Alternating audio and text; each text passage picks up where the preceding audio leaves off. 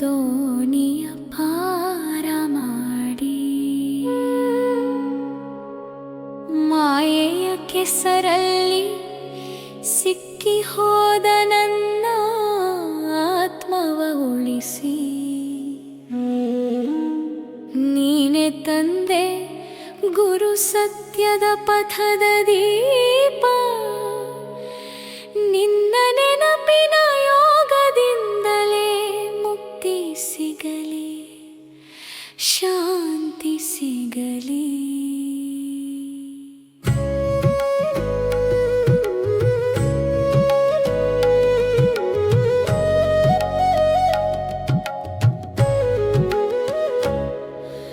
ಮಧುರ ಮಕ್ಕಳೇ ಕೇಳಿ ತಂದೆಯ ಶಬ್ದವನು. ನೀವು ಆತ್ಮಿಕ ರಕ್ಷಣಾ ಸೈನಿಕರು. ಲೋಕದ ಆಶೆ ಮುಳುಗಿದ ಆತ್ಮಗಳ ದೋಣಿಯ ಪಾರು ಮಾಡುವ ಕೆಲಸ ಪಿತಾದೇವನ ಸಹಯೋಗದಿಂದಲೇ ಸಾಧ್ಯವೆಂಬ ನಂಬಿಕೆ. ನೀವು ತಂದೆಯ ಸಹಯೋಗಿಗಳು, ವಿಶ್ವದ ವಿಮೋಚಕರು. ಆತ್ಮದ ಬೆಳಕಿನಿಂದ ಪಾವನತೆಯ ಹರಿಕಾರರು.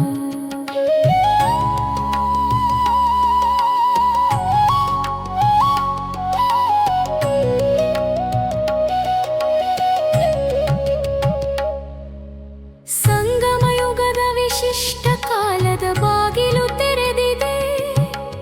ಈಶ್ವರೀಯ ವಿಶ್ವವಿದ್ಯಾಲಯದಲ್ಲಿ ಓದುತ್ತಿರುವ ನಾವು ಡಬಲ್ ಕಿರೀಟಧಾರಿ ರಾಜರು. ನಮ್ಮ ಭವಿಷ್ಯದ ರೂಪ ಜ್ಞಾನ ರಾಜಯೋಗವೇ ನಮ್ಮ ರಾಜ್ಯದ ಮಾರ್ಗ. ಜ್ಞಾನದಿಂದ ಬೆಳಕು, ಯೋಗದಿಂದ ಶಕ್ತಿ, ಪವಿತ್ರತೆ ನಮ್ಮ ಪದವಿ, ಸೇವೆ ನಮ್ಮ ವಿದ್ಯೆ. ಆತ್ಮವಾಗಿ ಕುಳಿತು ಪಿತಾಶ್ರಯವನ್ನು ಅನುಭವಿಸು. ಶರೀರದ ಮಾತುಗಳಿಲ್ಲ, ಕೇವಲ ನಿಶ್ಚಯ ಬುದ್ಧಿಯ ಶಾಂತಿ. ಬೇಹದ್ದಿನ ತಂದೆಯು ಬಾಡಿಗೆಯ ದೇಹದಲ್ಲಿ ಬಂದಿದ್ದಾರೆ. ಅವರ ನೆನಪೇ ಎಲ್ಲ ದುಃಖದ ಮಂತ್ರ ನಿವಾರಣೆ. ನೆನಪು ಎಂದರೆ ಯೋಗದ ಹಾದಿ, ನೆನಪು ಎಂದರೆ ಪುನಃ ಪವಿತ್ರತೆಯ ಸವಾರಿ. ರಾವಣನು ಮುಳುಗಿಸಿದ ದುಃಖದ ಸಾಗರದಿಂದ ತಂದೆಯು ಕರೆದುಕೊಂಡು ಹೋಗುತ್ತಾರೆ ಸುಖದ ಸಾಗರಕ್ಕೆ. ಮಾಯೆಯ ಕೆಸರಿನಲ್ಲಿ ಸಿಕ್ಕಿದ ಆತ್ಮಗಳೆಲ್ಲ ತಂದೆಯ ಶ್ರೀಮತದ ನಾವೆಯಿಂದ ಪಾರಗುವರು. ದುಃಖದ ಸಾಗರದಿಂದ ಕ್ಷೀರ ಸಾಗರದತ್ತ ಜ್ಞಾನ ಯೋಗವೇ ಸೇತುವೆ, ಬಾಪದಾದ ದಾರಿ. ಪವಿತ್ರತೆ ಎಂದರೆ ದೇವತೆಗಳ ಶಕ್ತಿ, ಆಸುರಿ ಗುಣಗಳಿಲ್ಲದ ಮನವೇ ದೈವಿ ಮನೆ. ಕಾಮ ಎಂಬ ಮಹಾಶತ್ರುವಿನ ಮೇಲೆ ಜಯ ಘೋಷಿಸಿ ಜಗಜ್ಜೀತನಾಗಿ ಹೊಸ ಲೋಕದ ತಳಹದಿಯನ್ನಿಡಿ. ಕಾಮಚಿತೆ ಎತ್ತೆಲ್ಲಿ ಅಲ್ಲಿ ರಾವಣನ ರಾಜ್ಯ. ಯೋಗದ ಬೆಂಕಿ ಎತ್ತೆಲ್ಲಿ ಅಲ್ಲಿ ದೇವತೆಗಳ ಪ್ರಭಾತ. ಹಳೆಯ ಪ್ರಪಂಚದಿಂದ ಹೊಸ ಪ್ರಪಂಚದ ಸ್ಥಾಪನೆ. ಬ್ರಹ್ಮನ ಮೂಲಕ ಸೂರ್ಯವಂಶದ ರಾಜ್ಯ ನಿರ್ಮಾಣ.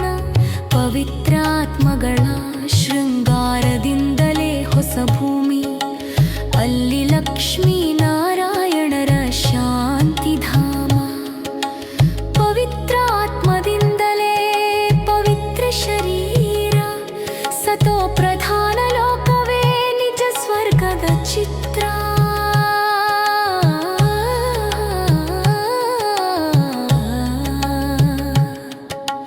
ನಿಶ್ಚಯ ಬುದ್ಧಿಯ ವಿಜಯೀ ಭವ.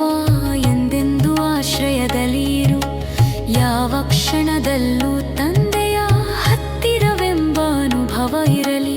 ಯಾವ ಕಾರ್ಯವೂ ಯಾವ ಸಮಸ್ಯೆಯೂ ದೂರ ಸರಿಸದಂತೆ. ತಂದೆಯ ಸಂಗದಲ್ಲಿಯೇ ಪ್ರತಿ ಸಂಕಲ್ಪ ನಡೆಯಲಿ.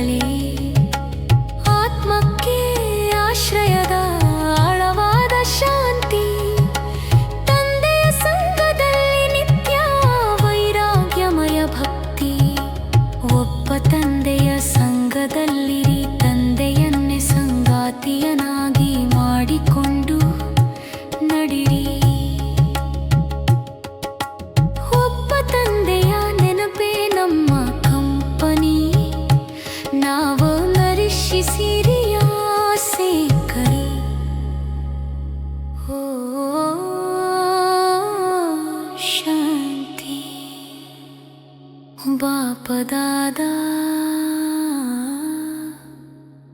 ನಮ್ಮ ಅಪ್ಪರ ದೋಣಿಯ ಪಾರಗಾರನೆ.